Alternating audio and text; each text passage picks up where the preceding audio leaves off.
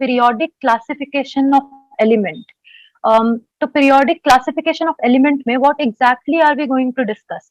First of all हमने देखा है कि मैटर जो है वो एटम से बनता है, एंड एटम्स जो है वो फर्दर डिफरेंट डिफरेंट एलिमेंट्स के होते हैं। यही एटम्स जो डिफरेंट एलिमेंट के बने होते हैं, they give rise to different compounds, different mixtures, different elements, element के molecule. So we are going to attempt to classify, we are going to learn about the different sort of attempts made in past to classify these element. तो हमें पता है कि nature में आज तक में टोटल 118 एलिमेंट डिस्कवर हो चुके हैं। टोटल नंबर ऑफ एलिमेंट आज के डेट में देखा जाए तो 118 है। तो आउट ऑफ दिस 118 एलिमेंट 94 ऐसे एलिमेंट है जो नेचुरली अकर होते हैं। इनकी जो डिस्कवरी हुई वो बहुत धीरे धीरे हुई। 1800s के टाइम ओनली 30 एलिमेंट्स जो थे वो डिस्कवर हुए थे। 30 से ज्यादा एलिमेंट डिस्कवर नहीं हुए थे, और उस समय के लोग सोचते थे कि एलिमेंट का टोटल नंबर इतना ही है, अराउंड 30-40 कुछ है। तो जैसे जैसे टाइम पास होता गया वैसे वैसे और एलिमेंट डिस्कवर होते गए और एलिमेंट्स के नंबर्स बढ़ने लगे। तो एक नीड आ गया क्लासिफिकेशन का, ताकि एक ऐसा बेसिस में क्लासिफिकेशन हो जिसमें जो एलिमेंट्स एग्जिस्ट कर रहे हैं वो एक ग्रुप में डिफरेंट डिफरेंट ग्रुप्स में डिवाइड हो जाए, ताकि हम सिर्फ ग्रुप की प्रॉपर्टीज पढ़ ले तो हमें उस एलिमेंट की जनरल प्रॉपर्टीज के बारे में पता चल जाए। इसीलिए क्लासिफिकेशन एक इम्पोर्टेंट नीड था उस समय का, और बहुत सारे साइंटिस्ट ने अटेम्प्ट किया उस समय उनके टाइम में जो नंबर ऑफ एलिमेंट एग्जिस्ट करते थे उनको क्लासिफाई करने का। तो हम देखेंगे, हम स्टार्ट करेंगे अर्लीस्ट अटेम्प्ट से कि सबसे पहले किसने अटेम्प्ट किया था क्लासिफाई करने का एलिमेंट्स को। तो one of the earliest attempts of classifying elements एक सिंपल अटेम्प्ट रहता है मेटल्स और नॉन मेटल में क्लासिफाई करने का। ये तो हमने देखा है, पर अभी हम आज जो क्लास होगा उसमें हम थोड़े हायर लेवल ऑफ क्लासिफिकेशन देखेंगे। तो one such early method was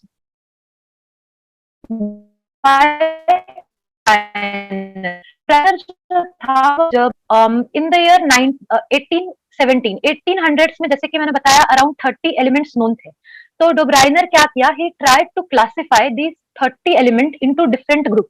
वो उनके प्रॉपर्टीज पढ़ रहा था, chemical and physical properties, and he tried to classify them. तो जब वो अटेम्प्ट कर रहा था क्लासिफाई करने का, ही ऑब्जर्व्ड समथिंग। उसने देखा कि एलिमेंट 3 एलिमेंट का एक ग्रुप बन रहा है जिसमें उसने कुछ सिमिलैरिटीज देखी थी। तो उसने ये जो 3 एलिमेंट्स के ग्रुप बन रहे थे उस ग्रुप को नाम दिया ट्रायड। जो 3 एलिमेंट्स का ग्रुप था, ही कॉल्ड इट ट्रायड्स। अब डोबराइनर के ट्रायड में क्या इंपॉर्टेंट या फिर कैरेक्टरिस्टिक फीचर था? तो फर्स्ट ऑफ ऑल इसके ट्रायड में 3 एलिमेंट्स थे। इन एलिमेंट को हम अरेंज करेंगे on the basis of their atomic masses. सभी को पता है एटॉमिक मास क्या होता है। एटॉमिक मास एक एटम का मास होगा। हमने पढ़ा था कि एटम का मास जो होता है it is concentrated in the nucleus of the atom. तो हमें देखना है न्यूक्लियस में क्या होता है। न्यूक्लियस में प्रोटॉन होता है एंड न्यूट्रॉन होता है। सो एटॉमिक मास जो होगा it will be the addition of number of proton and number of neutron.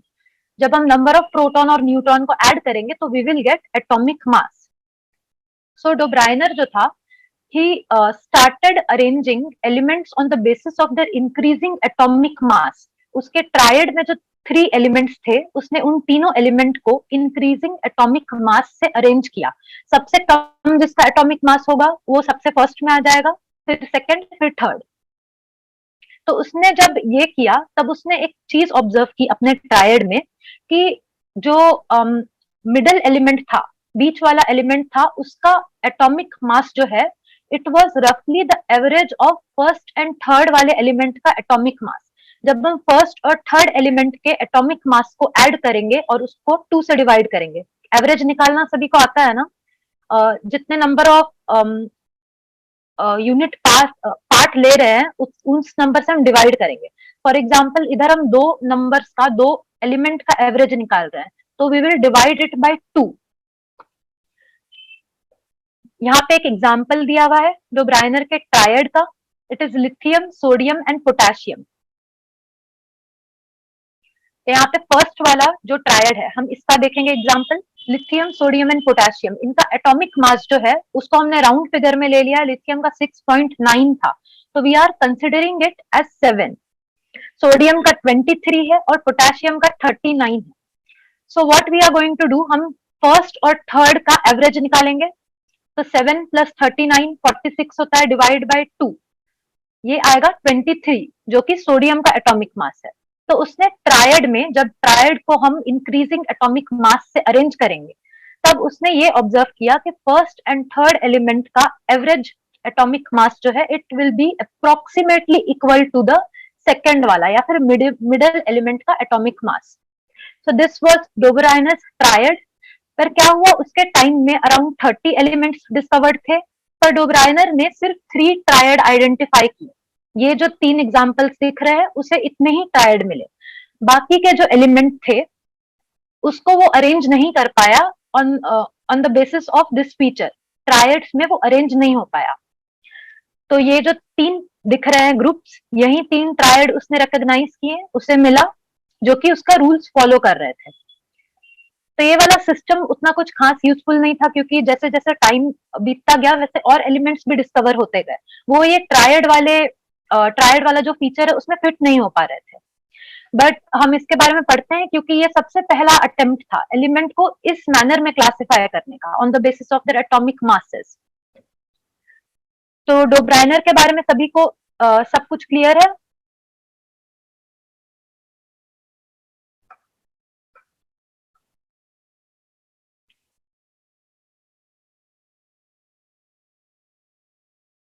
Okay. Next attempt जो था क्लासिफिकेशन ऑफ एलिमेंट का, that was done by Newland. Newland एक इंग्लिश साइंटिस्ट था in the year 1866। अभी 1817 से 1866 हो गया टाइम। 1866 में अराउंड 56 एलिमेंट डिस्कवर हो चुके थे। न्यूलैंड जो था, he was inspired by Döbereiner. उसने देखा था, उसने डोब्राइनर के रिसर्च वगैरह पढ़े थे, और and he tried to classify elements on that basis. उसने क्या किया, इसने भी न्यूलैंड ने भी एलिमेंट्स को क्लासिफाई किया on the basis of the atomic masses. Once again उसने क्या किया, एलिमेंट्स को अरेंज किया in the order of their increasing atomic mass. Start किया उसने हाइड्रोजन से, जिसका atomic mass would be lowest, और एंड हुआ लास्ट जो एलिमेंट था उसमें, that was thorium at that time. तो उसने हाइड्रोजन से थोरियम के बीच में जितने भी एलिमेंट एग्जिस्ट कर रहे थे उसको एटॉमिक मासेस के बेस में इंक्रीजिंग ऑर्डर में अरेंज किया। जब ये अरेंज कर रहा था तो व्हाट ही फाउंड, एक मिनट, ये जो था उसने ऐसे अरेंज करना स्टार्ट किया। उसने हाइड्रोजन रखा, lithium, beryllium, boron, carbon, nitrogen. जब उसने फ्लोरीन देखा तो ही फाउंड कि ये जो फ्लोरीन की प्रॉपर्टी है वो हाइड्रोजन से मैच हो रही है। तो उसने फ्लोरीन को क्या किया, instead of placing it at 8th row, sorry 8th column, तो उसने क्या किया, वहां कॉलम में, एक सेपरेट कॉलम में प्लेस करने के जगह इसको हाइड्रोजन के नीचे प्लेस कर दिया। फिर उसने नेक्स्ट एलिमेंट जो उस समय था, सोडियम था फ्लोरीन के बाद। उसने देखा सोडियम रिजेंबल्स द सेकंड वाला एलिमेंट, दैट इज लिथियम, तो उसने सोडियम फिर नीचे प्लेस किया। वैसे उसने देखा जो भी नेक्स्ट नेक्स्ट एलिमेंट आ रहे थे वो इनके नीचे उनकी फिजिकल एंड केमिकल प्रॉपर्टीज ऊपर वाले से मैच हो रही थी। तो यू कैन सी कि फर्स्ट 7 एलिमेंट्स जो है वो उनको एक सेपरेट कॉलम मिला है, पर जो 8th एलिमेंट था it resemble the first element. तो यही था न्यूलैंड्स लॉ ऑफ ऑक्टेव। उसने क्या देखा कि एवरी 8th एलिमेंट जो था, जो मिल रहा था उससे, the 8th element had property similar to the first one. 9th element का सिमिलर होगा सेकंड से, 10th का सिमिलर होगा थर्ड से, एंड सो ऑन। तो इस ऑब्जर्वेशन के बेसिस में ही फॉर्म्ड ए लॉ जिसको कहते हैं लॉ ऑफ ऑक्टेव्स, जिसको उसने नाम दिया लॉ ऑफ ऑक्टेव। ये ऑक्टेव्स क्यों कहा गया, क्योंकि म्यूजिक के जो ऑक्टेव होते हैं उसमें भी 8 सुर हमें मिलते हैं, 8 नोट्स मिलते हैं, और जो 8th वाला नोट होता है it is identical to the first note, इसीलिए इसे हम कहते हैं लॉ ऑफ ऑक्टेव, जिसको फर्दर आगे चल के न्यूलैंड्स लॉ ऑफ ऑक्टेव नाम दिया गया। तो न्यूलैंड्स लॉ ऑफ ऑक्टेव में हमने क्या देखा, when we arrange elements on the basis of their increasing atomic masses, तो क्या हुआ था, जो जो एट्थ एलिमेंट हमें मिल रहा था, it had the property similar to that of the first. This is Newlands law of octave. Okay, so Newland का जो लॉ था वो सभी को समझ में आया. तो अभी हम आगे क्या देखेंगे कि इसके लॉ में लिमिटेशंस क्या क्या आ रहे थे. इसने अरेंज तो करना स्टार्ट कर दिया. पहले 20 जो एलिमेंट्स थे वो काफी अच्छे से अरेंज हो गए, लेकिन आफ्टर कैल्शियम, कैल्शियम के बाद से हर एट्थ एलिमेंट अपने फर्स्ट एलिमेंट को रिजेंबल नहीं कर रहा था. इट वॉज नॉट नेसेसरी कि हर एक एलिमेंट रिजेंबल करे अपने फर्स्ट वाले करस्पॉन्डिंग फर्स्ट एलिमेंट को. तो ये एक प्रॉब्लम आ गया था. इसके लॉ में इरेग्युलरिटी आ रही थी कैल्शियम के बाद से. सो उस समय न्यूलैंड ने क्या, न्यूलैंड्स जो था उसने क्या फ्रेम किया, उसने उसने अज्यूम किया कि उसके टाइम में सिर्फ 56 एलिमेंट एग्जिस्ट कर रहे थे. ही अज्यूम्ड कि अब तक मेरे टाइम तक सभी एलिमेंट डिस्कवर हो चुके हैं और हार्डली एक दो एलिमेंट आएंगे, उनको मैं एडजस्ट कर दूंगा. वो वैसा सोच रहा था. ही डिडंट न्यू कि और बहुत सारे एलिमेंट अभी बचे हुए हैं जो डिस्कवर होने वाले हैं. Okay, so this was his assumption, जो कि गलत हो गया. तो ये जो दो चीजें थी ये प्रॉब्लमैटिक थी इसके लॉ में. अपार्ट फ्रॉम दिस अगर हम देखेंगे क्या हुआ, कोबाल्ट और निकल में एक एनोमली आ गया. कोबाल्ट और निकल दोनों सेपरेट एलिमेंट्स है, उनके एटम्स अलग अलग है, पर क्या हुआ, ये दोनों भी रिजेंबल कर रहे थे इस ग्रुप से. तो व्हाट ही डिड, उसने दोनों को एक साथ प्लेस कर दिया इसी ग्रुप में, instead of placing nickel afterwards in the second group. पर cobalt and nickel they also resemble iron. Iron जो है वो लास्ट ग्रुप में कहीं तो प्रेजेंट है. तो यू कैन सी कि आयरन, कोबाल्ट, निकल, ये तीनों जो एक दूसरे को रिजेंबल करते हैं, ये सब अलग अलग प्लेस किए गए हैं. और कोबाल्ट और निकल को एक साथ ही एक ही पोजीशन में प्लेस कर दिया गया है, जबकि ये पोजीशन सिर्फ एक ही एलिमेंट के लिए है. You cannot place two different element in the same position. तो ये एक और एनोमली था इसके लॉ में. हाँ, cobalt and nickel they have same slot, they occupy the same slot, जबकि वो दोनों अलग अलग एलिमेंट्स है. फर्दर जब डिस्कवरी हुआ नोबल गैसेस का और बाकी सभी एलिमेंट्स का, तो उसके ये जो लॉ ऑफ ऑक्टेव में ये सभी का पोजीशन जो है वो नहीं मिल पा रहा था. पोजीशन ये लोग नहीं ढूंढ पा रहे थे. तो इसीलिए न्यूलैंड का जो लॉ ऑफ ऑक्टेव था, it became irrelevant after the discovery of variety of different elements. So यहाँ पे न्यूलैंड्स लॉ ऑफ ऑक्टेव खत्म होता है. Next is Mendeleev's periodic table.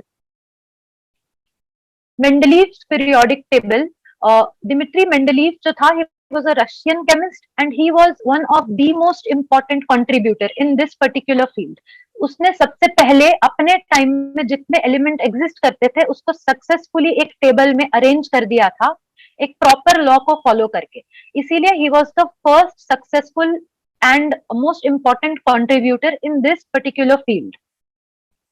तो अभी मेंडलीव ने किया क्या, मेंडलीव ने जो एलिमेंट्स एग्जिस्ट कर रहे थे उसके टाइम में, मेंडलीव के time I think around 63 element discover हो चुके थे. तो उसने क्या किया, he started arranging them on the basis of their atomic mass और अलोंग विद एटॉमिक मास. उसने सिर्फ अकेले एटॉमिक मास को ही एक फंडामेंटल प्रॉपर्टी नहीं लिया. He also started taking into consideration similarities in chemical properties. Physical और केमिकल प्रॉपर्टीज को भी उसने इक्वल इंपॉर्टेंस दिया along with atomic mass. Okay, so Mendeleev जब उसने अपना काम स्टार्ट किया, उसने अपनी रिसर्च स्टार्ट की, तभी 63 एलिमेंट्स नोन थे. उसने क्या किया, ये सभी एलिमेंट के लिए ही मेड अ कार्ड. जैसे पोकेमोन कार्ड होता है, उसने वैसे सभी एलिमेंट के लिए एक एक कार्ड बनाया. उस कार्ड में उस एलिमेंट के बारे में उसने उस एलिमेंट के फीचर्स लिखे, उसकी प्रॉपर्टीज लिखी, उसका मास लिखा कि ये एलिमेंट का इतना मास है, इसके ये प्रॉपर्टीज है. और केमिकल प्रॉपर्टीज अगर मैं बोलूं तो उसमें उसने फोकस किया specifically compounds made with hydrogen and oxygen. Elements जो कंपाउंड बनाते हैं हाइड्रोजन के साथ और ऑक्सीजन के साथ, वो उनके केमिकल फॉर्मूला को लिखता था, देखने के लिए कि केमिकल फॉर्मूला कैसे बन रहे हैं. तो ये एक इंपॉर्टेंट पॉइंट है कि मेंडलीव ने सिर्फ एटॉमिक मास को कंसिडर नहीं किया, he also considered physical and chemical properties of the element and he started arranging them. तो उसके पास 63 कार्ड्स थे and he started placing the cards.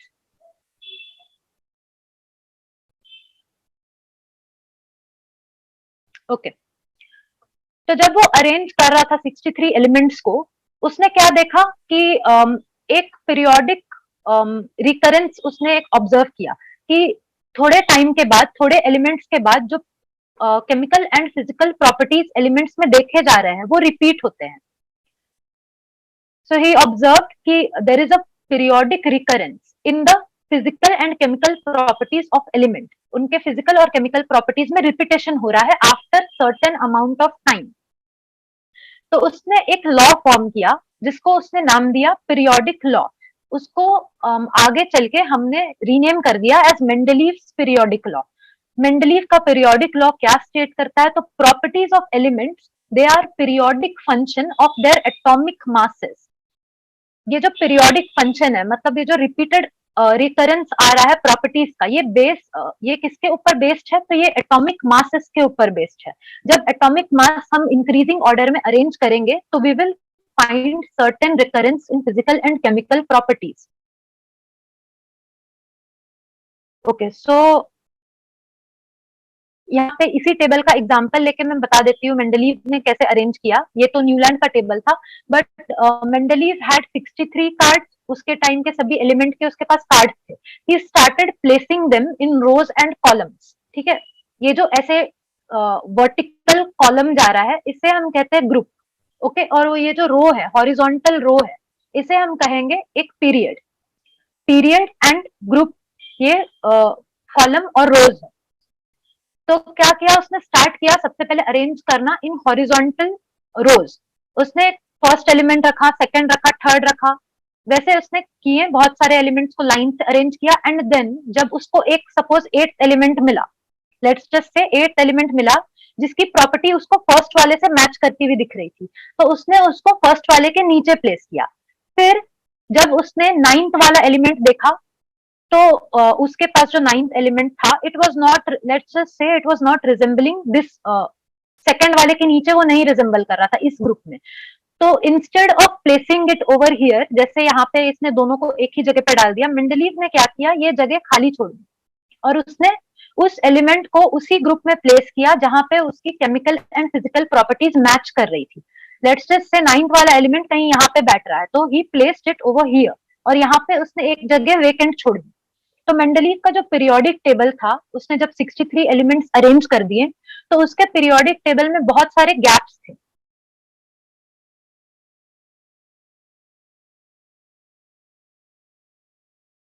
Okay, तो मेंडलीव का periodic table it contains vertical columns called groups और horizontal रोज. Horizontal रोज को हम periods कहते हैं. ठीक है, अभी क्या हुआ? जैसे कोबाल्ट और निकल का केस था, कोबाल्ट और निकल वाले केस में न्यूलैंड्स को भी प्रॉब्लम हुआ था उसको अरेंज करने में.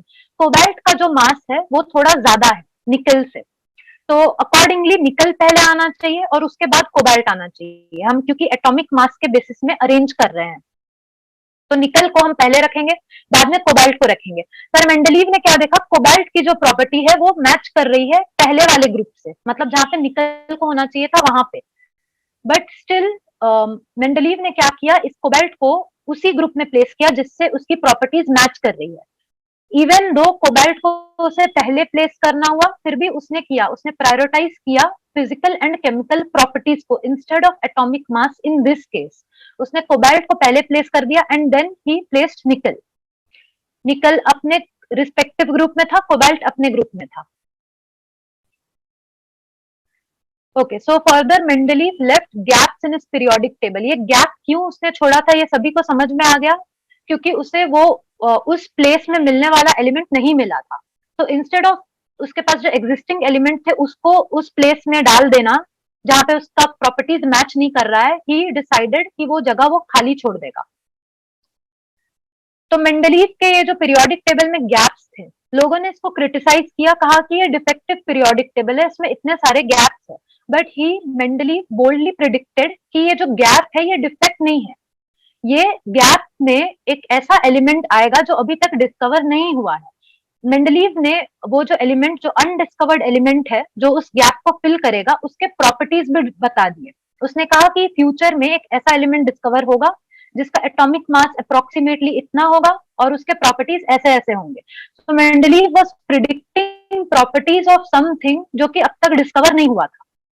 फॉर एग्जाम्पल उसने क्या किया, प्रीफिक्स लगाया, जो गैप है उस जगह पे उसने नाम प्रिडिक्ट किया एलिमेंट का by using a Sanskrit word for one. उसने एका वर्ड यूज किया और उसका नाम दे दिया उसके ऊपर वाले से मैच करता हुआ। For example scandium, gallium, germanium, ये तीनों मेंडलीव के टाइम डिस्कवर नहीं हुए थे। इन तीनों के लिए लेकिन खाली प्लेस था, इनका सीट रिजर्व था पीरियोडिक टेबल में, वो गैप खाली था। तो स्कैंडियम का जो गैप था ही नेम्ड इट एक्का बोरॉन, क्योंकि स्कैंडियम के ऊपर जो एलिमेंट था इट वाज बोरॉन का फैमिली, तो एक्का बोरॉन। गैलियम को उसने नाम दिया एक्का एल्यूमिनियम, क्योंकि एल्यूमिनियम के नीचे का ये जगह खाली था। जर्मेनियम को उसने नाम दिया एक्का सिलिकॉन। और इन जो ये जो तीन थे, एक्का, बोरॉन, एल्यूमिनियम और सिलिकॉन, इन तीनों का उसने फिजिकल एंड केमिकल प्रॉपर्टीज भी प्रिडिक्ट कर लिया।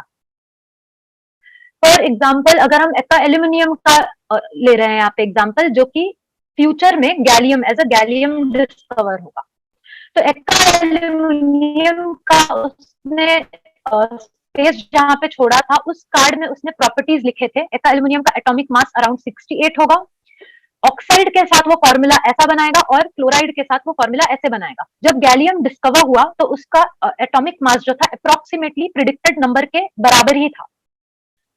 ऑक्साइड और क्लोराइड के फॉर्मूलाज भी मैच कर रहे थे और अदर प्रॉपर्टीज जो उसने मेंशन किए थे वो भी मैच कर रहे थे। तो उसने सक्सेसफुली अनडिस्कवर्ड एलिमेंट्स के प्रॉपर्टीज प्रिडिक्ट कर दिए और उनके लिए जगह भी छोड़ा अपने पीरियोडिक टेबल में।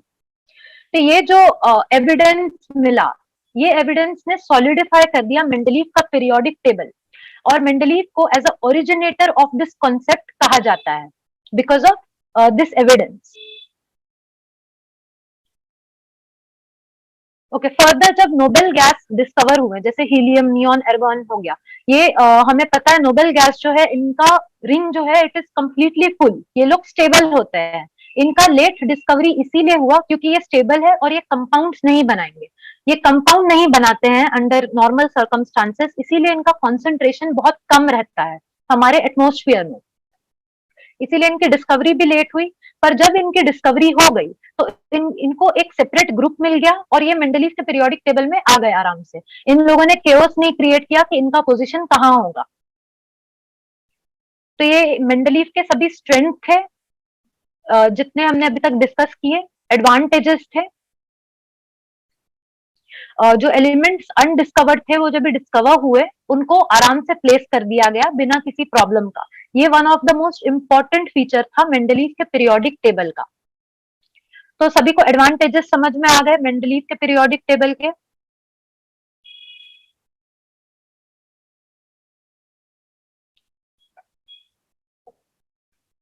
ओके, अभी हमने एडवांटेजेस डिस्कस कर लिए, हम अभी डिस्कस करेंगे लिमिटेशन कि मेंडलीव के पीरियोडिक टेबल में प्रॉब्लम्स क्या क्या थे, चैलेंजेस क्या क्या थे। सबसे पहले तो हाइड्रोजन एक बहुत बड़ा चैलेंज प्रूव कर रहा था। हाइड्रोजन का क्या प्रॉब्लम है, उसके पास एक ही रिंग है, एक ही शेल है उसके पास, उस शेल में उसका कैपेसिटी 2 इलेक्ट्रॉन का है, पर हाइड्रोजन के पास होता एक ही इलेक्ट्रॉन है। सो इधर हाइड्रोजन क्या कर सकता है, अपना ये एक इलेक्ट्रॉन डोनेट कर सकता है, जैसे सोडियम अपना एक इलेक्ट्रॉन डोनेट करता है, लिथियम करता है, वो पूरा मेटल का फैमिली करता है, वैसे हाइड्रोजन भी एक इलेक्ट्रॉन डोनेट कर सकता है। तो ये जो हाइड्रोजन की इलेक्ट्रॉन डोनेटिंग प्रॉपर्टी है ये रिजेंबल करती है विथ मेटल्स, करेक्ट। और फिर on the other hand hydrogen एक और काम कर सकता है, वो एक इलेक्ट्रॉन ले सकता है और अपना फर्स्ट वाला ऑर्बिट को फुल कर सकता है, कंसिडरिंग पहले शेल की कैपेसिटी 2 इलेक्ट्रॉन्स है। तो हाइड्रोजन कैन गेन 1 इलेक्ट्रॉन, जैसे क्लोरीन एक इलेक्ट्रॉन लेता है, फ्लोरीन, ब्रोमीन, ये सभी एक एक इलेक्ट्रॉन लेते हैं, हैलोजन की फैमिली है क्लोरीन, फ्लोरीन, ब्रोमीन की। तो ये लोग जैसे हैलोजन एक एक इलेक्ट्रॉन गेन करके अपना ऑक्टेट कंप्लीट कर सकते हैं, वैसे हाइड्रोजन भी ये काम कर सकता है। तो you can see hydrogen is resembling both alkaline metal का ग्रुप जो कि सोडियम लिथियम वाला ग्रुप है, and hydrogen is also resembling with halogen का group, halogen meaning fluorine, chlorine, bromine वाला ग्रुप। तो हाइड्रोजन को किधर प्लेस किया जाए, मेटल के साथ प्लेस करें या फिर नॉन मेटल के साथ प्लेस करें। This is one of the reason hydrogen was also mentioned in वो वाला चैप्टर जिसमें रिएक्टिविटी सीरीज था। रिएक्टिविटी सीरीज में वहां पे हाइड्रोजन को भी बीच में डाल के रखा था। Okay, so this was posing a challenge, hydrogen को कोई फिक्स्ड पोजीशन नहीं मिल पा रहा था। ये सबसे पहला लिमिटेशन था मेंडलीव के पीरियोडिक टेबल का। अपार्ट फ्रॉम दिस हमने पढ़ा था एक टॉपिक के बारे में जिसको हम कहते हैं आइसोटोप्स। आइसोटोप्स क्या होता है, सभी को याद है? आइसोटोप्स ऐसे एटम होते हैं जो कि एक ही एलिमेंट को बिलोंग करेंगे, वो सेपरेट एलिमेंट्स को नहीं बिलोंग करते। तो आइसोटोप्स में क्या होता है, they are atom of same element जिनका atomic mass is different but atomic number is same, correct? तो आइसोटोप में क्या होता है एक्चुअली ना, आइसोटोप के न्यूक्लियस में there are more number of neutron, number of neutron जो है वो चेंज हो जाता है। न्यूट्रॉन का नंबर चेंज किया तो एटॉमिक मास जो है वो चेंज हो जाएगा, पर एटॉमिक नंबर जो है इट वोंट बी अफेक्टेड, क्योंकि atomic number is the number of electron और number of proton. Yes Shubham, इसमें आइसोटोप्स में atomic number will be same but atomic mass same नहीं होगा, atomic mass will be different. So isotope एक ही element के different different atoms होते हैं जिनका एटॉमिक मास अलग होता है। तो हमने जैसे कि पहले देखा था कि मेंडलीव का periodic table is based upon atomic masses. Mendeleev का पीरियोडिक लॉ में भी हमने देखा था कि properties of element are periodic function of atomic masses. तो एक क्वेश्चन उठा कि आइसोटोप्स जो है they have different atomic mass, तो एक ही एलिमेंट के आइसोटोप्स को अकॉर्डिंग टू मेंडलीव का law they should be given different position, क्योंकि इनका एटॉमिक मास अलग अलग है। कार्बन के दो आइसोटोप हमने देखे 12 एंड 14, क्लोरीन का 35 एंड 37 होता है, हाइड्रोजन के 3 आइसोटोप्स हमने डिस्कस किए हैं। तो वो सभी को सेपरेट सेपरेट पोजीशन मिलना चाहिए अकॉर्डिंग टू मेंडलीव का periodic law, because it is based on atomic mass. सभी को समझ में आ रहा है आइसोटोप को क्यों सेपरेट पोजीशन मिलना चाहिए अकॉर्डिंग टू मेंडलीव्स लॉ? क्योंकि उनका एटॉमिक मास डिफरेंट है। But on the other hand isotopes जो है they show similarity in chemical properties, उनके chemical properties one and the same होंगे। फॉर एग्जांपल क्लोरीन के ये जो दो आइसोटोप है ये एग्जिस्ट करते हैं नेचर में, इनका एटॉमिक मास इज डिफरेंट, एक का 35 है एक का 37, पर क्या होता है केमिकल प्रॉपर्टीज अगर हम देखें तो इन दोनों की केमिकल प्रॉपर्टीज ऑलमोस्ट सेम है। So should be given a different position, should they be given a different position या फिर they should be placed in the same position? ये एक प्रॉब्लम आ रहा था। यहाँ पे जो दो क्वेश्चन है यही दोनों चैलेंज थे कि इन्हें डिफरेंट स्लॉट देना चाहिए क्योंकि इनका एटॉमिक मास डिफरेंट है, या फिर इन्हें सेम स्लॉट देना चाहिए क्योंकि इनका केमिकल प्रॉपर्टी सेम है। So because of this isotopes जो थे they were posing the challenge to Mendeleev's periodic law. तो सभी को समझ में आया आइसोटोप चैलेंज क्यों पोज कर रहा था? Do you want me to repeat this part?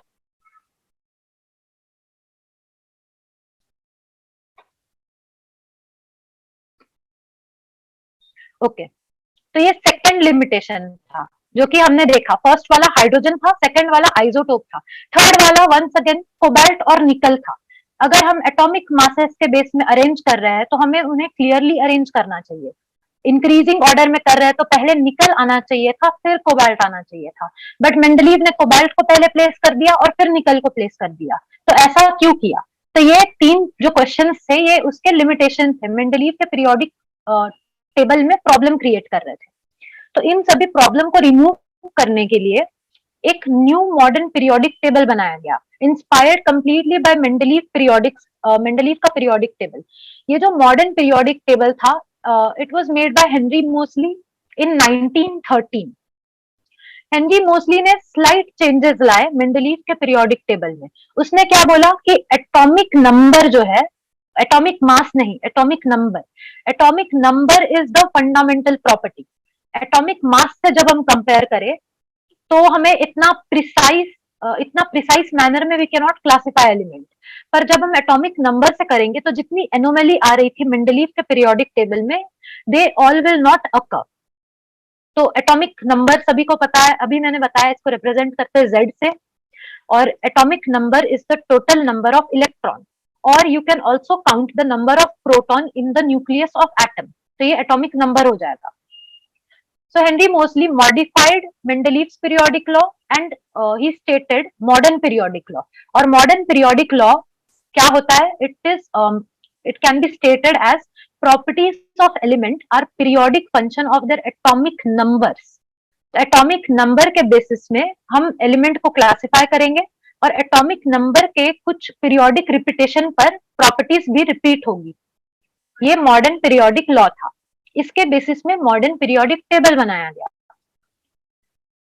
तो मेंडलीव की जो एनोमलीज हमने देखी, जो 3 लिमिटेशंस थे, वो कैसे इसमें सॉल्व हो गए वो हम देखेंगे। तो सबसे पहले तो कोबाल्ट और निकल वाला केस ले लेते हैं।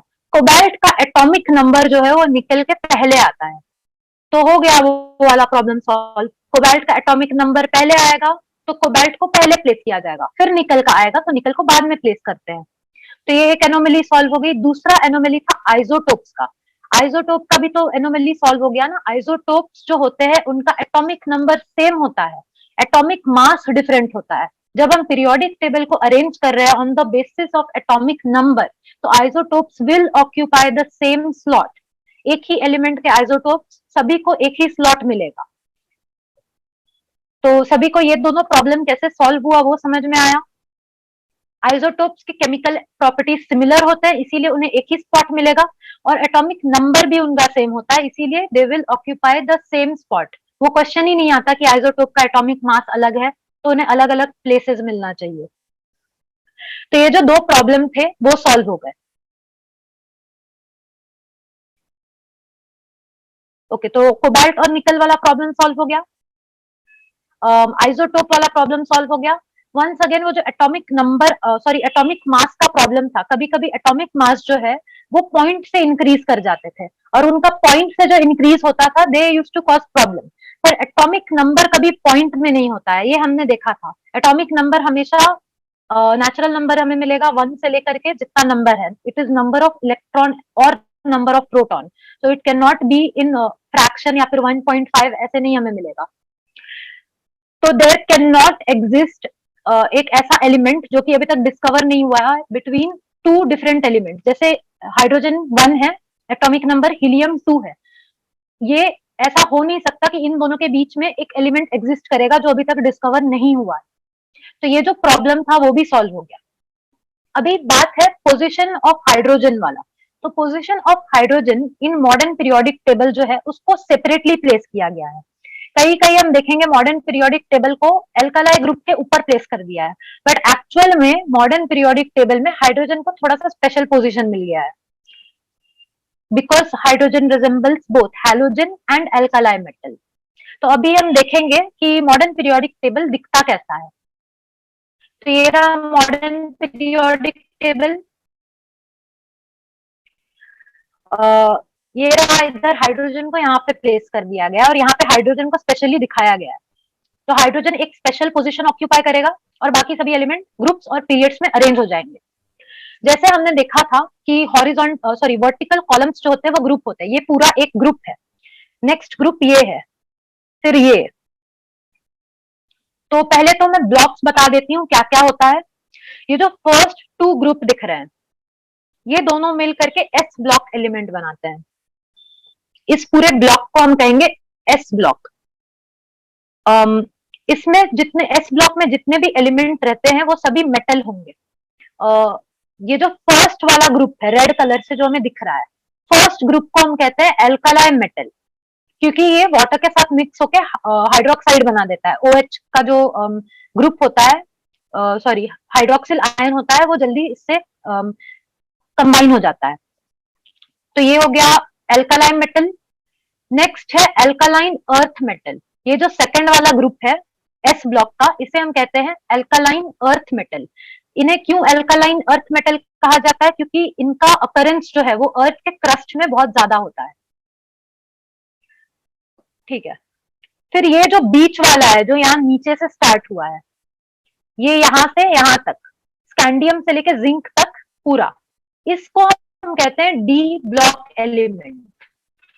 डी ब्लॉक एलिमेंट सभी मेटल होते हैं, इन्हें हम ट्रांजिशन मेटल भी कहते हैं। ट्रांजिशन क्यों कहते हैं? क्योंकि ये प्योर मेटल और प्योर नॉन मेटल के बीच में प्रेजेंट है।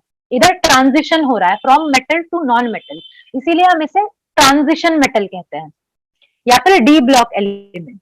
नेक्स्ट जो है यहाँ से बोरॉन से लेकर के एंड तक, क्या नाम है उसका, इनर्ट गैस का ग्रुप तक। यहाँ पे जितने ग्रुप्स आ रहे हैं, वर्टिकल कॉलम्स जो आ रहे हैं, ये होता है P block element. P block एक ऐसा ब्लॉक है जिसमें मेटल भी प्रेजेंट है, नॉन मेटल भी प्रेजेंट है और मेटलॉइड्स भी प्रेजेंट है। पी ब्लॉक में गैस भी होगा, सॉलिड भी होगा, सब होगा। Metal, non metal, metalloid, you can find all of those in P block. Last में यहाँ जो नीचे दिख रहा है, ये जो दो सीरीज है, ये यहाँ से है। यहाँ पे एक्चुअल में इनका एटॉमिक नंबर इनके बीच में होना चाहिए था, पर ये यहाँ पे इनको हमने दिखाया है। इस स्पेशल ब्लॉक को हम कहते हैं एफ ब्लॉक एलिमेंट, जिसको हम नीचे प्लेस करते हैं। एफ ब्लॉक एलिमेंट भी सारे के सारे मेटल्स होते हैं and they are known as inner transition metal. Inner transition क्यों? कि ये ट्रांजिशन मेटल के अंदर हमने यहाँ पे इसे प्लेस करके रखा है। एक्चुअल में इसका बहुत अच्छे से रीजन जो है वो एक्सप्लेन किया जाता है 11th-12th में। वो जो ब्लॉक्स होते हैं एसपीडीएफ, उनका नाम जो है वो ऑर्बिटल्स कैसे भरते हैं उस बेसिस में दिया जाता है, पर अभी हमें वो सब नहीं पढ़ना है, तो हम बस इसे इनर ट्रांजिशन या एफ ब्लॉक देखेंगे कहेंगे। F block element periodic table के बॉटम में प्लेस होता है। तो यू कैन सी मेटल्स जो है, प्योर मेटल्स जो है वो लेफ्ट हैंड साइड में प्लेस्ड है। करेक्ट, ये लेफ्ट हैंड साइड है, यहाँ पे प्लेस्ड है। नॉन मेटल जो है वो एक्सट्रीम राइट हैंड साइड में मिलेंगे हमें। बीच में हमें ट्रांजिशन मेटल्स मिलेंगे जो कि ट्रांजिशन दिखाएंगे from metal to non metal. यहाँ पे बहुत सारे मेटलॉइड भी मिल जाएंगे। तो सभी को पीरियोडिक टेबल में अरेंजमेंट कैसे है समझ में आ गया। मेटल्स कहाँ है, नॉन मेटल्स कहाँ है, कौन सा ब्लॉक क्या है, S block, D block, P and F. ये पीरियोडिक टेबल का ओवरऑल समरी है। ओके, अभी पीरियोडिक टेबल का फायदा क्या है? तो पीरियोडिक टेबल से हमें एक दो चीजें समझ में आ जाती है, एक दो ट्रेंड समझ में आ जाता है। पहली बात तो है वैलेंसी। अभी यहाँ पे हमें देखना है कि फर्स्ट ग्रुप का हम एग्जांपल ले लेते हैं। ये जो रेड कलर का है, एल्कालाइन मेटल का ग्रुप, लिथियम से स्टार्ट होता है जिसका एटॉमिक नंबर 3 है। नेक्स्ट दिया हुआ है सोडियम जिसका एटॉमिक नंबर 11 है, potassium atomic number 19 and so on. तो यहाँ पे हम क्या देखेंगे, लिथियम के पास एक ही रिंग होता, सॉरी 3 इलेक्ट्रॉन है।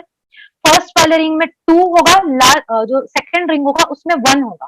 करेक्ट, आउटर मोस्ट ऑर्बिटल जो है उसमें एक ही इलेक्ट्रॉन प्लेस्ड है। नेक्स्ट है सोडियम।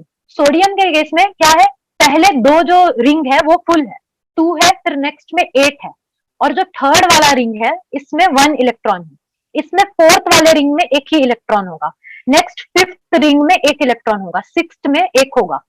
तो हम क्या इधर ऑब्जर्व कर रहे हैं कि नंबर ऑफ रिंग्स जो है, नंबर ऑफ शेल्स जो है वो इंक्रीज हो रहा है। एक एटम होगा जिसका न्यूक्लियस होगा और उसके आजू बाजू रिंग्स जो होते हैं वो जैसे हम डाउन द ग्रुप जा रहे हैं वो इंक्रीज हो रहा है। लेकिन कांस्टेंट क्या है, तो कांस्टेंट इसकी वैलेंसी है। यहाँ पे लिथियम के आउटर मोस्ट ऑर्बिटल में 1 इलेक्ट्रॉन है, सोडियम के भी आउटर मोस्ट ऑर्बिटल में 1 है, पोटेशियम में भी 1 है। सभी का जो वैलेंसी है वो +1 है। तो सभी को समझ में आया कि valency down the group constant है, पर साइज जो है, रिंग का जो नंबर है वो इंक्रीज हो रहा है। अगर रिंग का नंबर इंक्रीज होगा तो एटम का साइज भी इंक्रीज होगा, क्योंकि एक रिंग ऐड हो रहा है। सभी को समझ में आ रहा है? न्यूक्लियस से लेकर आउटर मोस्ट ऑर्बिटल तक का जो डिस्टेंस है वो डाउन द ग्रुप इंक्रीज होगा, तो एटॉमिक साइज जो है वो भी इंक्रीज होगी। ओके, एटॉमिक साइज हम कंक्लूड करते हैं कि नीचे जब हम जाएंगे तो वो इंक्रीज होगा। सिर्फ इसी के केस में नहीं, हर एक वर्टिकल कॉलम के केस में ये ऑब्जर्व हम करेंगे, यहाँ पे भी हम करेंगे। जो कार्बन है उसके पास आउटर मोस्ट रिंग में 4 इलेक्ट्रॉन होते हैं, सिलिकॉन के भी पास 4 ही होगा, जर्मेनियम के भी पास 4 होगा, टिन, लेड सभी के पास 4 होगा।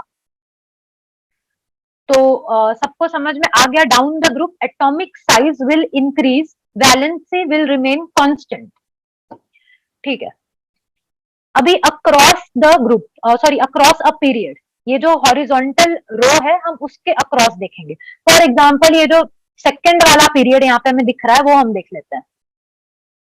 लिथियम के पास है 3 इलेक्ट्रॉन, बेरिलियम के पास है 4, बोरॉन के पास है 5, कार्बन के पास है 6। आउटर मोस्ट ऑर्बिटल हम देखेंगे उसमें कितने इलेक्ट्रॉन है। लिथियम के पास सिर्फ 1 होगा, बेरिलियम के पास फर्स्ट में 2 होगा, सेकंड में 2 होगा, तो इसकी वैलेंसी 2 हो जाएगी। बोरॉन की वैलेंसी 3 हो जाएगी।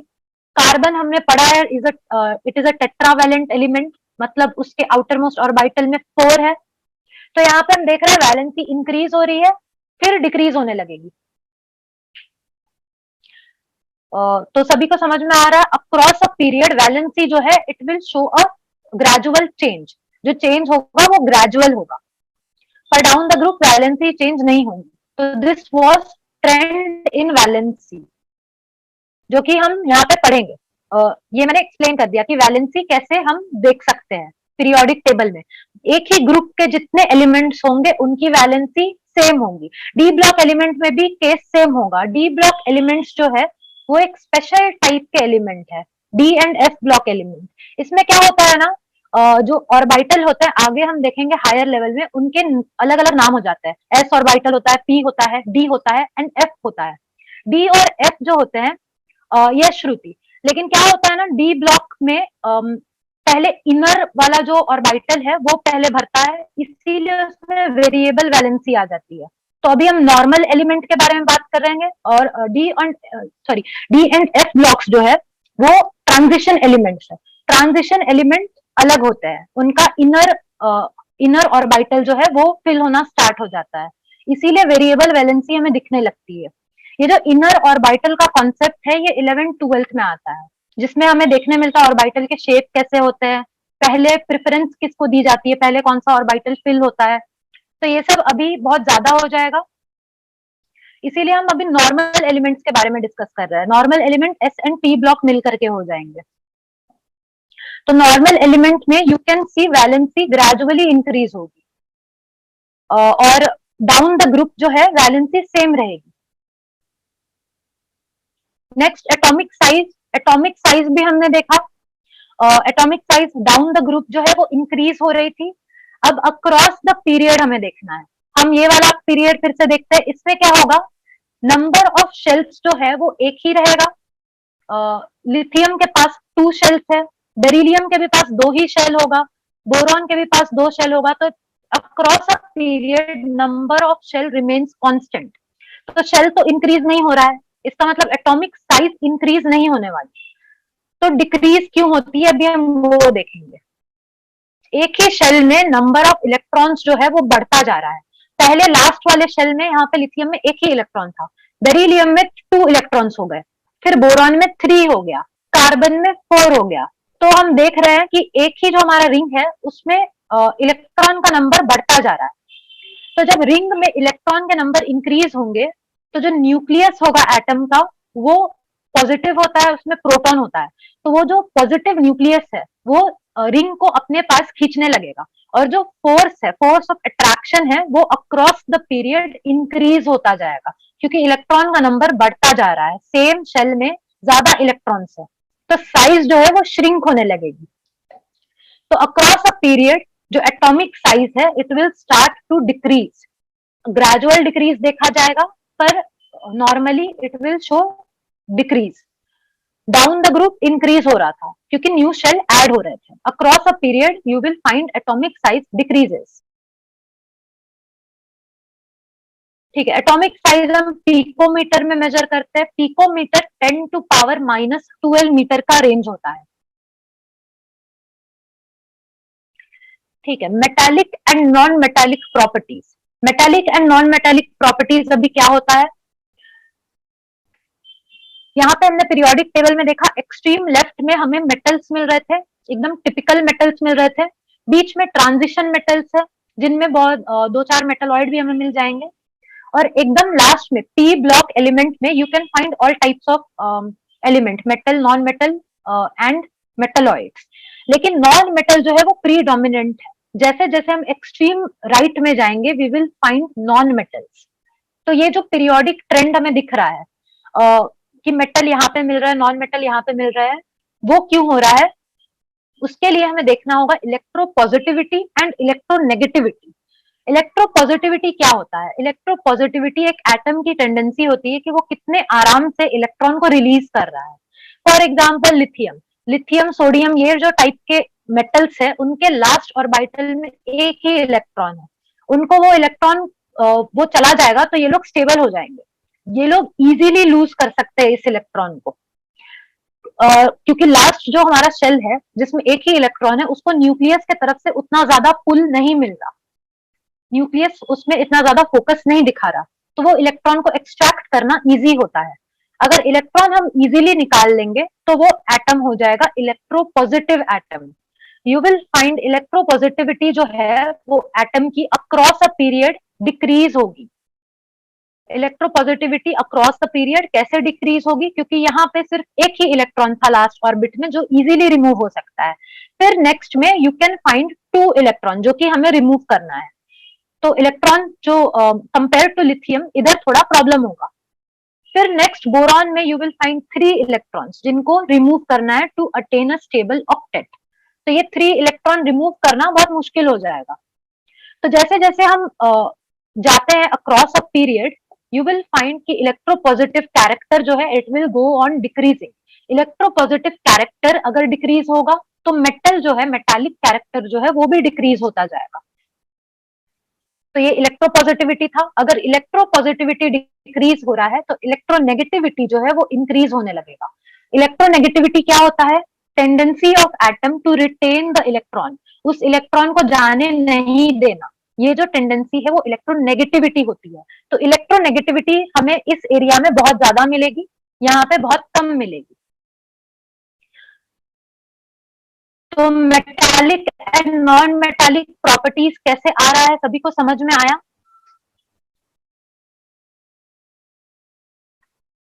एवरीवन?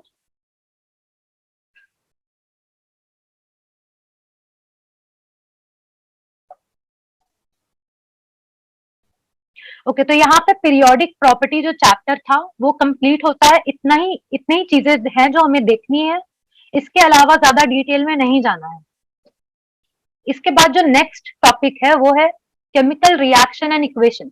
ये एक बहुत छोटा टॉपिक है। इसमें इसको छोटा किया है मैंने क्योंकि इसमें बहुत सारे केमिकल रिएक्शंस दिए हुए हैं।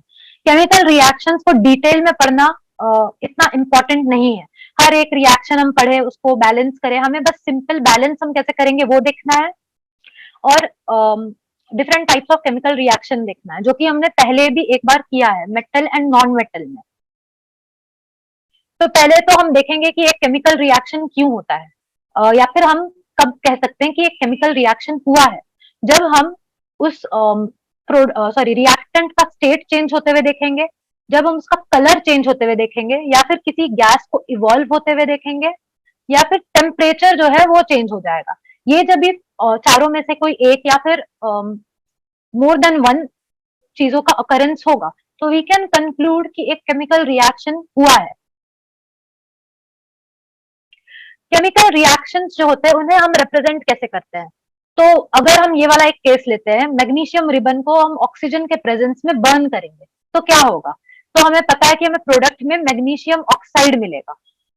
तो हम इसको वर्ड इक्वेशन में कैसे लिखते हैं? वर्ड इक्वेशन सिंपल होता है, हमें बस लिखना है मैग्नीशियम जो कि मैग्नीशियम रिबन के फॉर्म में था, प्लस ऑक्सीजन जो कि कंबाइन हुआ मैग्नीशियम से जब हमने बर्न किया तब, वो प्रोडक्ट दे रहा है हमें मैग्नीशियम ऑक्साइड।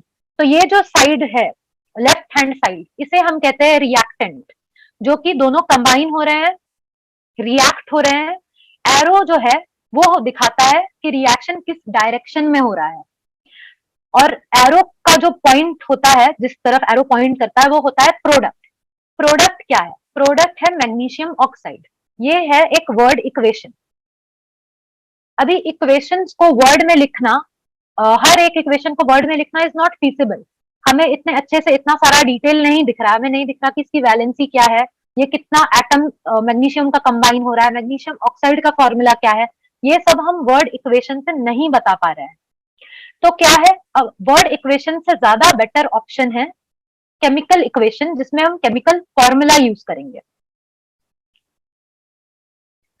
तो यहाँ पे केमिकल इक्वेशन आ जाता है। केमिकल इक्वेशन जो होगा वो मोर कॉन्साइज होगा, वो हमें ज्यादा डिटेल देगा और कम जगह लेगा। तो हम केमिकल इक्वेशंस जो है हम उसको केमिकल फॉर्मूला और केमिकल इक्वेशन के फॉर्म में लिखेंगे instead of using a word equation chemical reaction को। तो वर्ड इक्वेशन ये रहा केमिकल इक्वेशन यहाँ पे है, मैग्नीशियम Mg मेटल है प्लस ऑक्सीजन, ऑक्सीजन जो है वो सिर्फ एक O हमेशा, सॉरी एक O जो है हम वो नहीं लेंगे, ऑक्सीजन एलिमेंटल फॉर्म में इंडिपेंडेंटली नहीं एग्जिस्ट करेगा, वो हमेशा O2 के फॉर्म में एग्जिस्ट करता है, जो कि होता है ऑक्सीजन गैस। ये दोनों जब भी कंबाइन होंगे तभी ये देंगे MgO। अभी हमें एक चीज देखना है, जब भी हम रिएक्शन देखेंगे कि लेफ्ट हैंड साइड और right hand side equal number of atom participate कर रहे हैं या नहीं, क्योंकि नेचर में कोई भी रिएक्शन जो होगा उसमें रिएक्टेंट का नंबर ऑफ एटम जितना होगा, प्रोडक्ट का भी नंबर ऑफ एटम उतना ही होना चाहिए, क्योंकि एटम्स जो है we can not create atoms, we can not destroy atoms, atom जो है वो केमिकल रिएक्शन में बस अपना फॉर्म चेंज करेगा। तो इस साइड कितने एटम यूज हुए हैं, मैग्नीशियम का there is 1 atom, whereas oxygen का 2 एटम, करेक्ट, यहाँ पे O2 है तो ऑक्सीजन के 2 एटम्स यूज हुए हैं। अब हम प्रोडक्ट को देखेंगे, मैग्नीशियम तो एक ही है पर ऑक्सीजन भी यहाँ पे एक ही है, तो क्या हमारा रिएक्शन गलत है? हमारा रिएक्शन गलत नहीं है, हमने बस इसे बैलेंस नहीं किया है। हमें क्या करना होगा, इन दोनों का नंबर इक्वल करना होगा। तो ये जो नंबर सॉरी जब LHS और RHS of a chemical reaction उसमें इक्वल नंबर ऑफ एटम नहीं प्रेजेंट है, उस रिएक्शन को हम कहेंगे अनबैलेंस्ड रिएक्शन। इनकरेक्ट रिएक्शन हम नहीं कहेंगे, इसे बस हम अनबैलेंस्ड रिएक्शन कहेंगे, क्योंकि मास जो है वो सेम नहीं है, नंबर ऑफ एटम्स जो है वो सेम नहीं है, हमें इसे सेम करना होगा। तो उस प्रोसेस को हम कहते हैं बैलेंसिंग ऑफ केमिकल रिएक्शन। तो इस रिएक्शन को हम कैसे बैलेंस कर सकते हैं? यूजुअली रिएक्शन को बैलेंस करने के लिए हम स्टार्ट करेंगे ऑक्सीजन या फिर हाइड्रोजन जैसे एटम से। यूजुअली, कभी कभी ऐसा पॉसिबल नहीं है कि हम ऑक्सीजन और हाइड्रोजन से स्टार्ट करें, तो हम मेटल से भी स्टार्ट कर सकते हैं, ये कंप्लीटली डिपेंड करता है पर्सन के ऊपर। तो हम क्या कर सकते हैं, यहाँ पे एक 2 डाल सकते हैं, ये 2 अगर हमने यहाँ पे ऐड कर दिया तो ऑक्सीजन 2 हो जाएगा, करेक्ट। अगर मैंने यहाँ पे 2 डाल दिया तो ऑक्सीजन 2 हो जाएगा, पर मैग्नीशियम भी साथ में 2 हो जाएगा। तो अभी मैं क्या करूंगी, यहाँ पे 2 कर दूंगी, तो मैग्नीशियम यहाँ पे भी 2 हो जाएगा, और ऑक्सीजन तो 2 था ही, और यहाँ पे जो 2 ऐड किया उसके वजह से यहाँ पे भी 2 मैग्नीशियम है और 2 ऑक्सीजन है। तब मैं कहूंगी कि ये रिएक्शन जो है वो बैलेंस हो चुका है। फॉर एग्जाम्पल यहाँ पे दिया हुआ है, ये वर्ड इक्वेशन दिया है, ये अनबैलेंस्ड इक्वेशन है और यहाँ पे बैलेंस्ड इक्वेशन है। तो बैलेंस कैसे किया मैंने, ये सभी को समझ में आया? यहाँ पे मैंने 2 ऐड करके ऑक्सीजन का नंबर पहले स्टेबल कर दिया, बिकॉज इस side left hand side 2 oxygen थे, तो यहाँ पे भी 2 हो गया। अब ये 2 इंटू सिंगल O, तो 2 ऑक्सीजन हो जाएंगे। पर जब मैंने ऑक्सीजन का नंबर 2 किया तो मैग्नीशियम भी 2 हो गया, इसीलिए मैं यहाँ पे भी एक 2 ऐड कर दूंगी। समझ में आया सभी को कि बैलेंस कैसे हुआ इक्वेशन, और बैलेंसिंग हम क्यों करते हैं?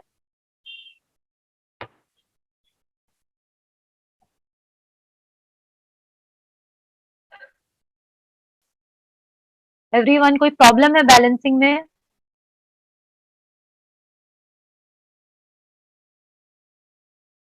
Okay okay.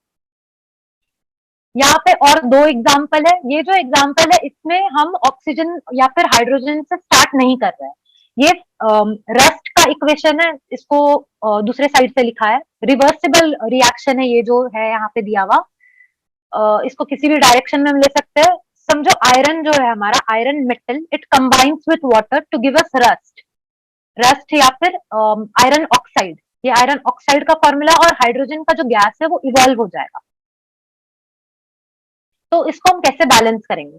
सबसे पहले तो हम देखेंगे यहाँ पे Fe3 है, O4 है, H2 है, तो इधर भी H2 ही है, पर यहाँ Fe अकेला है, एक ही है, तो हम क्या करेंगे, Fe3 है यहाँ, इसको हम 3 कर देंगे, तो यहाँ पे हमने 3 कर दिया।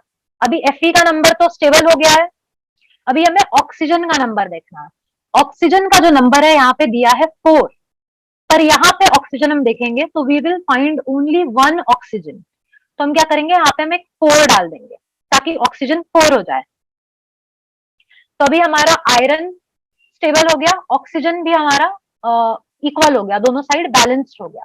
पर अभी बचा क्या, हाइड्रोजन।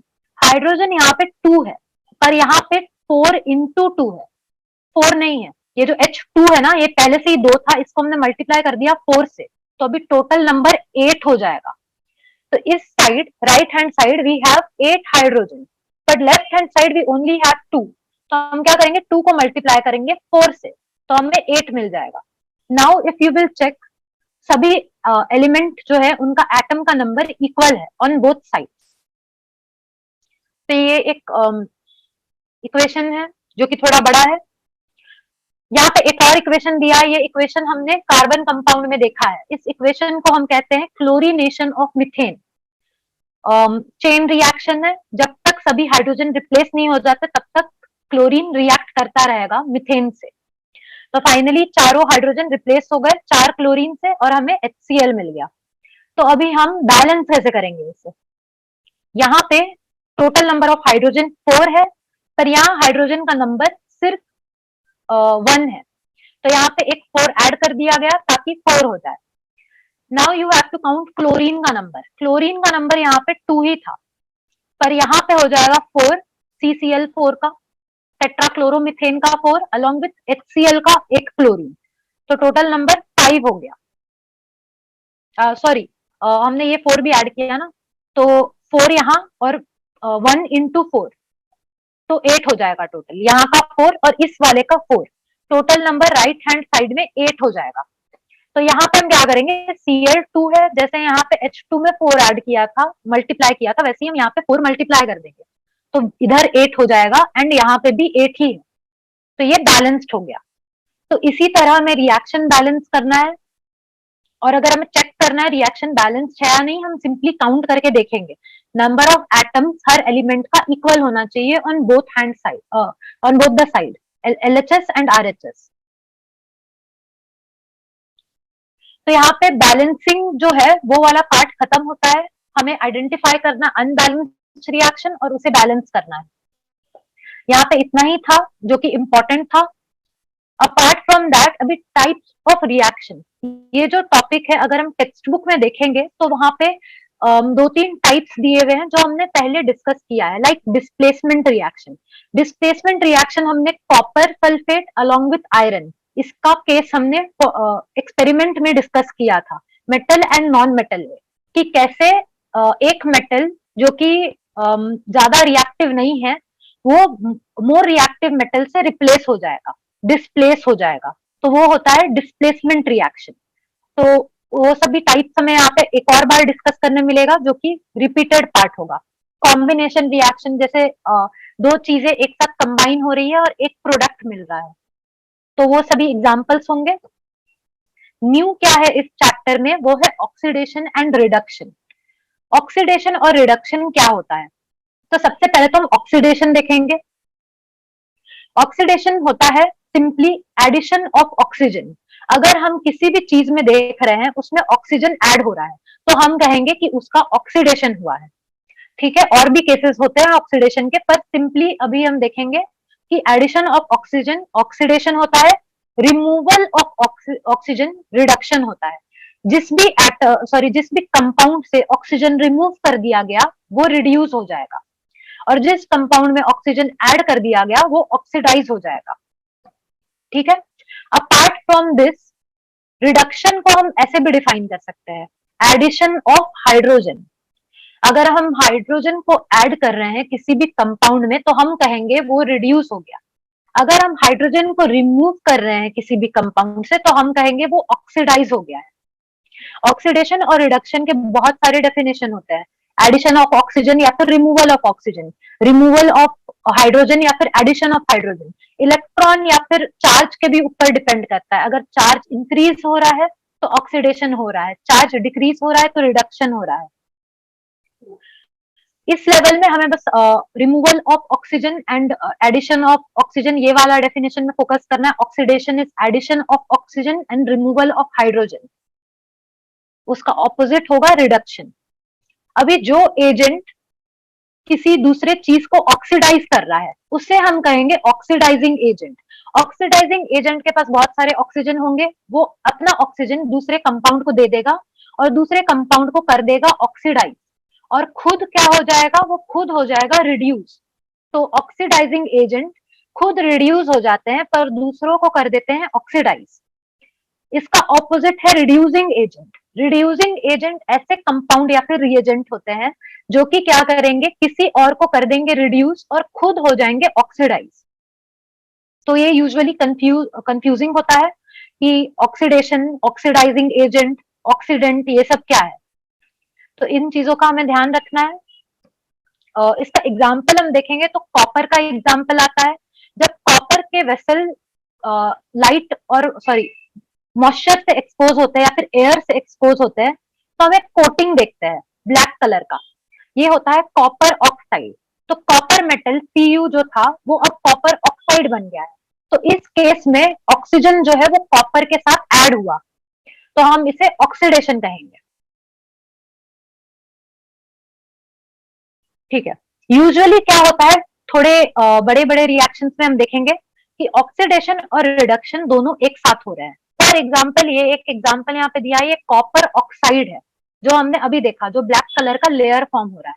अगर हम उससे हाइड्रोजन गैस पास करेंगे उस लेयर पे, तो क्या होगा, ये जो हाइड्रोजन है ये इस ऑक्सीजन को लेकर के वाटर बना देगा और कॉपर जो है वो मेटल क्लीन हो जाएगा, वापस ब्रॉन्ज कलर का हो जाएगा, जो ब्लैक लेयर था वो रिमूव हो जाएगा। तो यहाँ पे हम देख सकते हैं कॉपर ऑक्साइड का ऑक्सीजन चला गया। रिमूवल ऑफ ऑक्सीजन को मैंने बोला था रिड्यूस रिडक्शन कहते हैं। तो यहाँ पे हो गया रिडक्शन, एरो बनाया है, क्या रिड्यूस हुआ, तो कॉपर रिड्यूस हो गया, उसका ऑक्सीजन चला गया। और ऑक्सीडेशन किसका हुआ, जिसमें ऑक्सीजन जाकर के अटैच हुआ है। तो H2 जो है हमारा हाइड्रोजन गैस है वो ऑक्सीडाइज होकर वाटर बन गया। ऐसे टाइप के रिएक्शन जहां पे ऑक्सीडेशन भी हो रहा है और साइमultaneously रिडक्शन भी हो रहा है, इन रिएक्शंस को हम कहते हैं रेडॉक्स रिएक्शंस। रेडॉक्स या फिर रिडक्शन ऑक्सीडेशन रिएक्शन, उसी का शॉर्ट फॉर्म है redox reaction. Okay, oxidation reduction reaction और रेडॉक्स रिएक्शन। रेडॉक्स रिएक्शन हम अपने डेली लाइफ में हर समय देखते हैं। कोरोजन एक एग्जांपल है रेडॉक्स रिएक्शन का। हर तरह के कोरोजन जो है वो आ जाते हैं रेडॉक्स में। अपार्ट फ्रॉम कोरोजन, कोरोजन का पार्ट हमने तो मेटल और नॉन मेटल में कवर किया है, रस्टिंग भी देखा है, एनोडाइजिंग भी देखा है।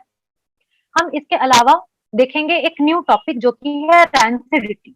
रैंसिडिटी क्या होता है, तो जब ऑयल और फैट जब ऑयल और फैट को हम बहुत लॉन्ग टाइम के लिए एयर में एक्सपोज करके रखते हैं, कई कई रेस्टोरेंट्स जो होते हैं वहां पे एक ही ऑयल होता है जिसको बार बार रिपीटेडली यूज किया जाता है, हीट करते हैं और उसी में तल दिया जाता है खाना को, और फिर दूसरे दिन वो वापस उसी ऑयल को यूज करते हैं।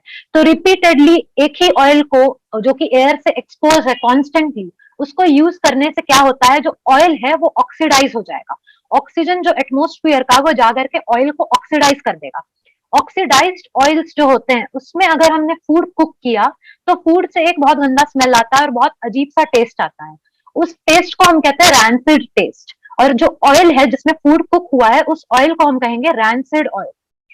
तो रैंसिडिटी जो होता है it is because of oxidation of oil and fat present in food. तो फूड स्टफ्स को हम क्या कर सकते हैं, अगर हमें उसे लॉन्ग लास्टिंग बनाना है तो हम एंटीऑक्सीडेंट यूज करते हैं। एंटीऑक्सीडेंट ऐसे सब्सटेंस होते हैं जो ऑक्सीडेशन को होने नहीं देंगे, वो जो ऑक्सीजन होगा वो उसको खुद यूज कर लेंगे।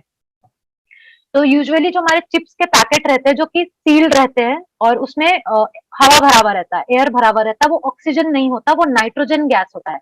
जैसे लेस का पैकेट हो गया, उसमें नाइट्रोजन गैस भर के रखा जाता है ताकि चिप्स का ऑक्सीडेशन नहीं हो। अपार्ट फ्रॉम दिस रैंसिडिटी को हम एक और मेथड से प्रिवेंट कर सकते हैं, हमारे फूड को एयर टाइट कंटेनर में रख के, वैक्यूम पैकिंग जो होता है वो वैसे करके। तो ये रैंसिडिटी का कॉन्सेप्ट था, ये भी एक रेडॉक्स रिएक्शन दिखाता है ऑयल एंड फैट का। तो यहाँ पे वो वाला टॉपिक खत्म होता है, केमिकल रिएक्शन एंड इक्वेशन का। तो सभी को समझ में आ गया ये वाला टॉपिक, एवरीवन? ओके। तो यहाँ पे हमारा ऑलमोस्ट सभी टॉपिक्स जो है केमिस्ट्री का वो कवर हो चुका है। इन केस अगर कोई और टॉपिक मिलता है तो मैं लेक्चर शेड्यूल कर दूंगी, पर अभी के लिए जितना हुआ है वो 6 से लेकर के 10 तक के ऑलमोस्ट सभी टॉपिक कवर हो गए हैं। If I find something else, मैं उसका लेक्चर बना करके I will schedule a lecture. So किसी को कुछ डाउट है या फिर कुछ ऐड करना है?